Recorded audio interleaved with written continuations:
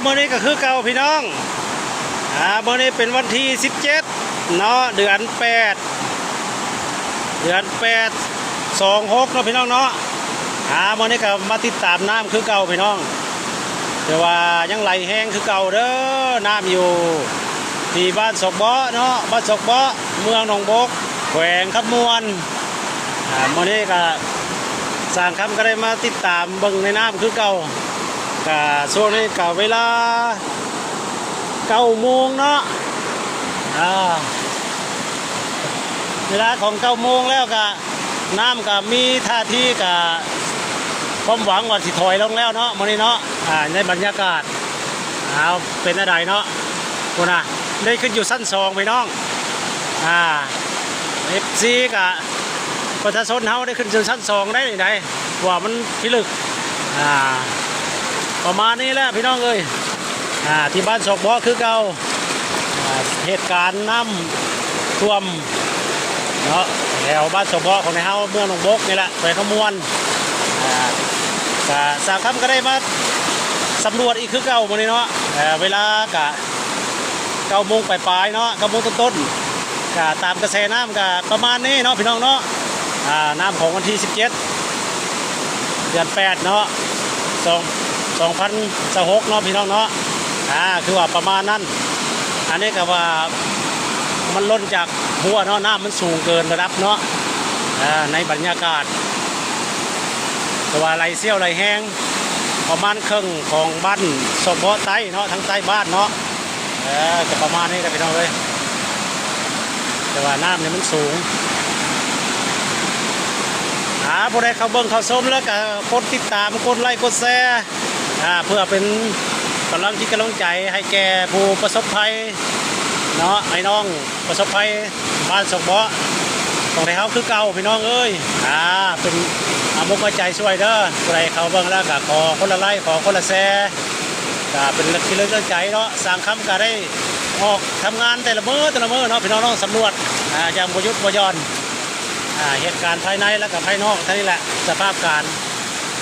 รวมแล้วก็เมื่อนี้ก็น้ำกับมิท่าที่สิลดลงแล้วเนาะพี่น้องเนาะก็ดีอกดีใจน้ำแน่ยังมีความหวังพี่น้องถ้าน้ำแห้งเมื่อใดเขาก็มีมุกดีใจแล้วเนาะถือว่ามีความหวังแล้วสภาพการรายงานจากบ้านศกเบาะเมืองหนองบกแขวงคำมวนสภาพการก็รวมแล้วของวันที่17ก็10ประมาณนี้เนาะพี่น้องเนาะผู้ใดเขาเบิ่งเขาชมแล้วก็ฝากเป็นกำลังใจให้กดขอคนละไลค์คนละแชร์เป็นกำลังใจเนาะสาครับจะได้บันทึกภาพระหว่างถ่ายทำวิดีโอให้ท่านผู้ชมระหว่างท่านผู้ฟังได้หับทราบทั่วถึงกันเนาะตามรายงานสภาพน้ำบ้านศกเบาะแขวงคำมวนเมืองหนองบกเจ้าสบายดี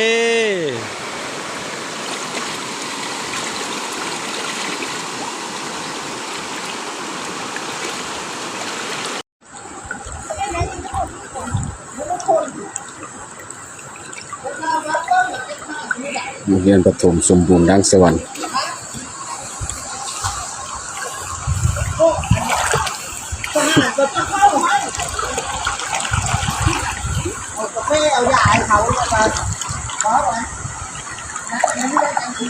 บรรยากาศทงไห้ทงนา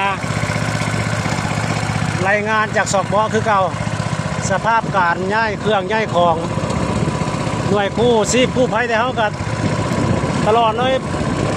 บริยุทธ์บริย่อนทั้งวันทั้งคืนไปน้องเอ้ยย้ายหมูย้ายเป็ดย้ายไก่ขึ้นที่สูงไปน้องซ้ำเสียเอาไหวซ้ำเสียเอาทันตอนนี้ทั้งศกเบาะเขานี่มันบ่ไหวแล้วมันเกินกำลังแล้วแต่ว่าขอกำลังเสริมเด้อผู้ใดสิอยากเข้ามาสนับสนุนเนาะของความด่วนเด้อบรรยากาศที่ว่าแต่ใต้บ้านอยู่ทางใต้บ้านได้ย้ายหมูบ้านศกเบาะเด้อแล้วก็ย้ายอยู่2-3 คอกยังอยู่3 คอก4 คอกตกอยู่ประมาณ50-60 ตัวพี่น้องตัวเรื่องกับตกอยู่100 โล100 ปลายโลเด้อมันบ่ไหวแล้วทีมงานเดี๋ยวเขานี่ก็ทั้งวันทั้งคืนแล้วเนี่ยน้อยเฮาแล้วมันน้อยสภาพการก็ เรือก็เป็นเรือเล็กพี่น้องเอ้ยนะโมเป็นเรือใหญ่มันแก่มันขนมันก็อยากยากนี่แหละบรรยากาศตามแต่ว่าย้ายเครื่องย้ายของไปหาบนที่สูงเนาะแต่ยากพอสมควรในทีมงานของเราก็ได้จะขอความช่วยเหลือทั้งไอ้น้องเขาทั้งหลายพวกแล้วมาเบิ่งมาลับมาแย่งกันเลยเด้อแถวบริเวณใต้บ้านศกบ่อเลยนะแต่ว่าย้ายสัตว์ย้ายสิ่งนี่มันหนักแล้วก็ลำบากหลายนะพี่น้องเอ้ยนี่ก็มาอีกฟาร์มหนึ่งเลยได้เนี่ยสำเร็จไปแล้ว2 ฟาร์มแล้วก็มาอีกฟาร์มที่2เนี่ยที่3เนาะโทษทีมันลิ้นพันแล้วมันเมื่อยสภาพการตรงไหนตรงหน้าอันนี้ฟาร์มนี่ก็เห็นแต่หลังคาไม่แมบไปแล้วพี่น้องเนี่ยนะ หมูยังเต็มอยู่ หมูก็ยังเต็มแง่ๆแล้วนี่พี่น้องเอ้ยกำลังสีมาช่วยเรือตัวนี้แล้วนี่ต้องเป็นกำลังใจให้เด้อพี่น้องเด้อมาได้ผู้ใดสิอยากช่วยเรือผู้ใดแล้วว่านี่ผู้ใดอยากอุปถัมภ์คำสู้กับมา เยอะหลังคา มันนักมันน่วงเด้อพี่น้องศอกบ่เมืองหนองบกแขวงขมวนนี่นะแต่เขาก็เต็มที่แล้วแต่เขาก็ได้